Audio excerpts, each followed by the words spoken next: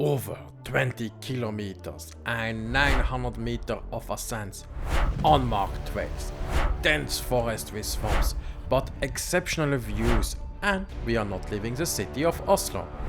Welcome to the Maridalen High 5, where we visit the 5 highest peaks of Maridalen in one hike. Stay tuned to see who is tough enough to make it to the end and who will give up after the first summit. And can we find all 5 summits? But before we start, let's get some facts from AI Asker. Maridalen lies north of Oslo.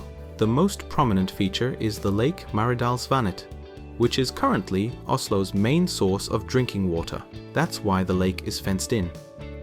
Maridalen is a very popular recreational area for the people of Oslo. Many people cycle and roller ski here. In winter, the area is very popular for cross-country skiing. Now back to the hike. We found the tour on ut.no, which was made by fantastiske Marka. Today's guests are Martin, who you have seen in the Mørkganger and Madonna videos, and Juliette, who has only been on one hike before. This is her first real hike. If you come by car, there is a large car park at Skar. On this day it was almost empty, but it can be very full, so come early in the morning, especially on Sundays outside school holidays. First, follow the road you came from to the junction with Sandermos St. As the hike is in Oslo, it can be reached by public transport. Take bus 51 from Nydalen and get off at the stop Sandermos St. Follow Sandermos St for the next kilometer until you reach the Moss Vassbekken car park. Don't follow the path next to the car park, but continue up the road about 200 meters. We had a slight navigation error here. There will be a sign Sandermosen Station on it. Follow this path. This is where Juliette started to doubt my navigational skills. Is it? Oh, that seems a bit adventurous. Nice. Mellomkollen, ja, dat wat. The path goes to the woods around Sandermos St.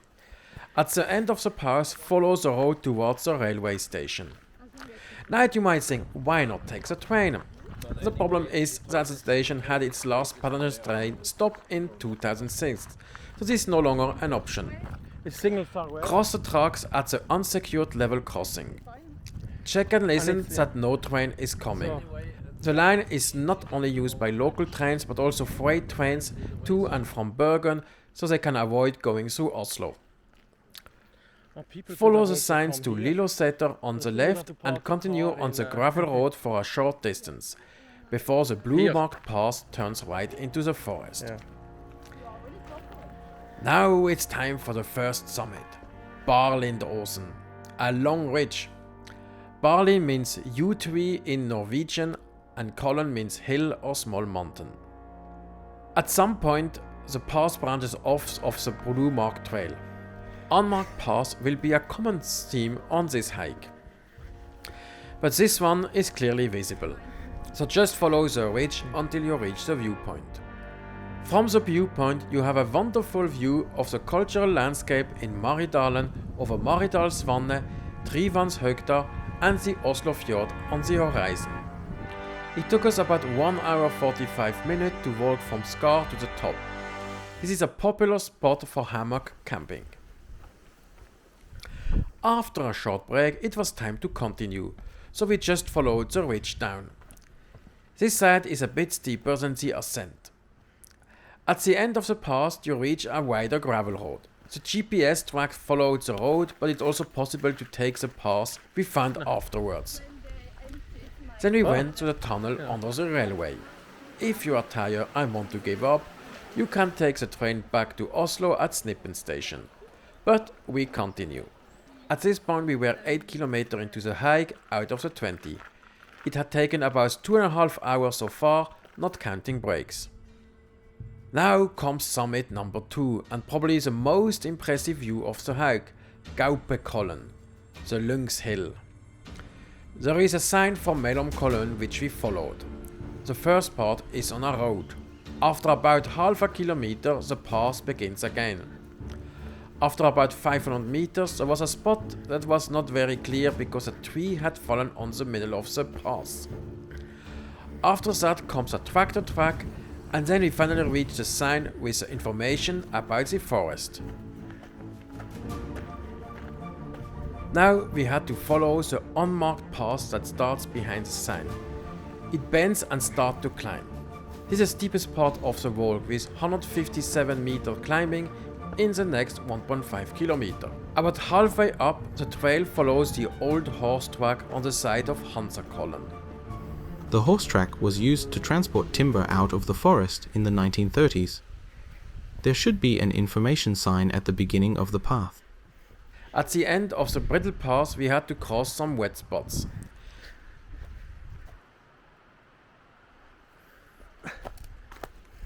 Then one last climb and we reached the viewpoint.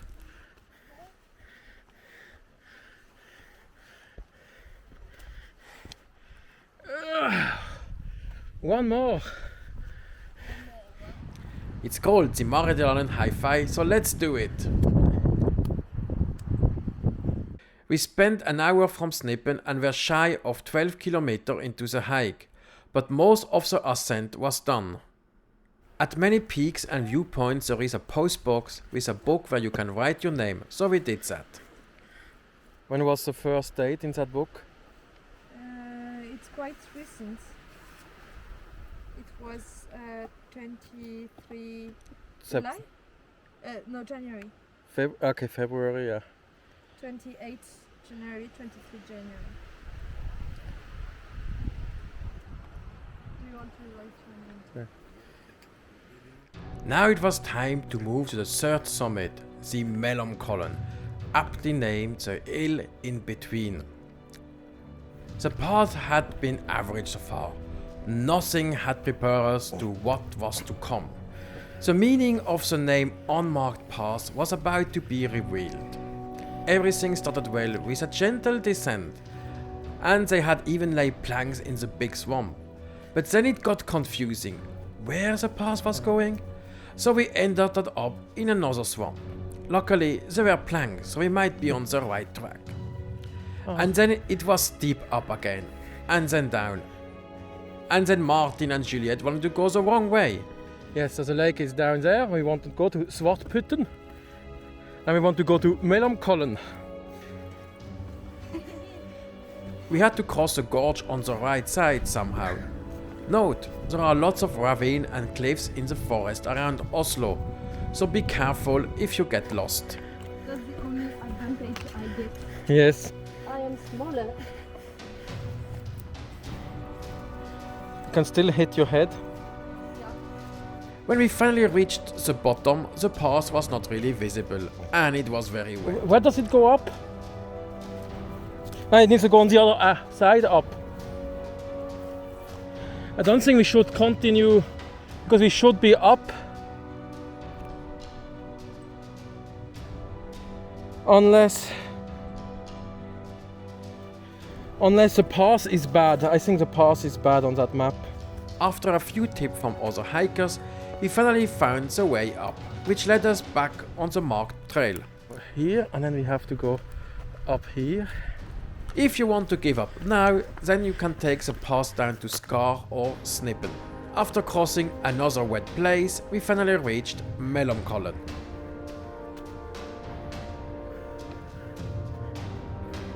We wanted to see the viewpoint, which meant crossing another swamp. The viewpoint in somewhere there. There? Do you mean this swampy area and dirt? It took us over 40 minutes to get from Gaupekollen to Mellomkollen, even it was just under 3 kilometers and only 70 meters of climbing. We were now at 13.5 kilometers and just under 4 hours walking time. With breaks we needed 5.5 hours. After crossing the swamp again and Juliette and Martin ending on the wrong side, we continue. Follow the sign Tømtegård. Then we reach the actual summit of Mellomkollen, the highest point on the hike. It goes now gently down. It was time for the next summit, Maridalsvannet, roughly meaning the Red Meadow Hill. After about 1 kilometer, we reached Tømtegård. Tømte is a former homestead. The site was originally located under Vagestein in Maridalen and was separated from the main farm in 1827. Harbour director Oluf Nikolai Roll bought the site in 1847-49 and planned to build a sanatorium here. The path continues on the left side of the farm. It is clearly visible as it used to be the access road. At this point, Juliette was utterly captivated by my organizational debacle and started to indulge in the age-old French pastime of complaining. Sure I hate you. Yeah. I should have known that it was too much for me. You survive. I will. But will I enjoy it? That's another question. There is a junction about 1 kilometer from the farm. If you want to give up now, continue straight to Skar. To get to the next stop, follow the road to Tømtehytte. You can sleep here. Day and day, ubetjent. I don't know which one it is, but there are people there. Which way should we go? Here. Continue across the bog to Sellanrå.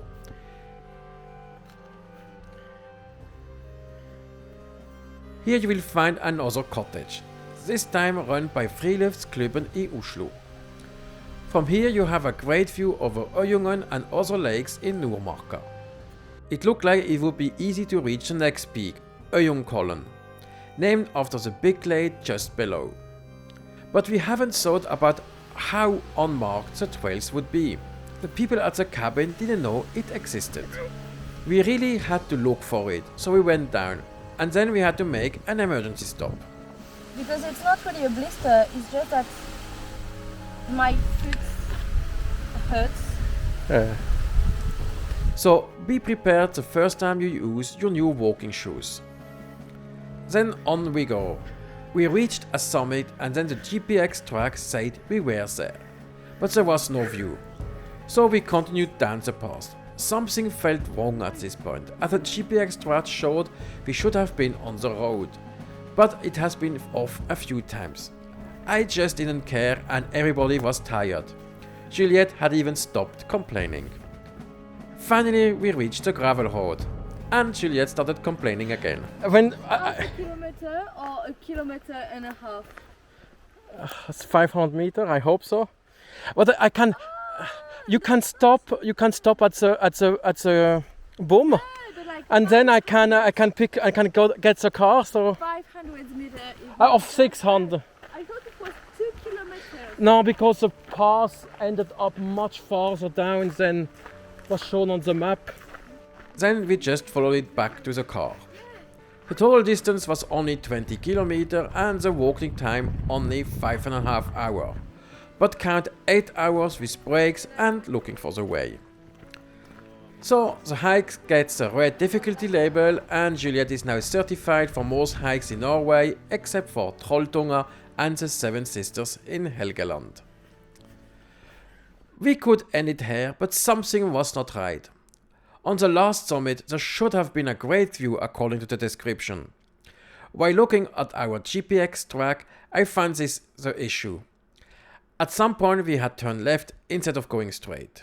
So technically we had failed the hike as we didn't do all 5 viewpoints.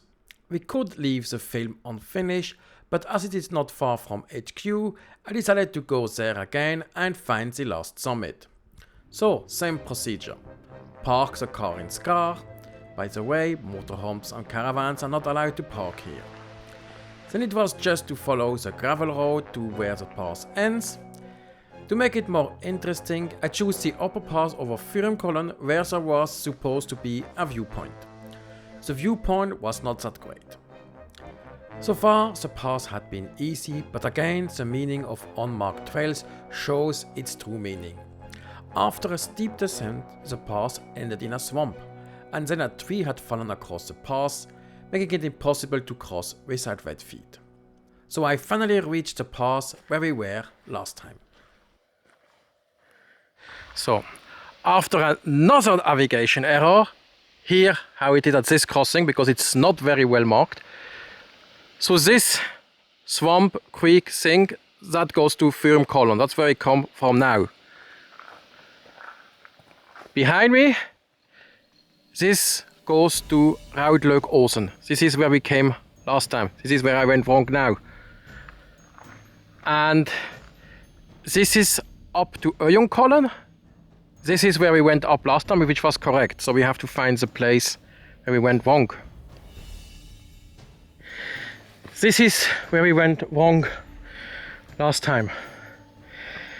This is where we went, and this is where you come from if you would take the same path. But we want to go to Øyungskollen, and this way. This looks like a top, but it's like a fake top in the forest.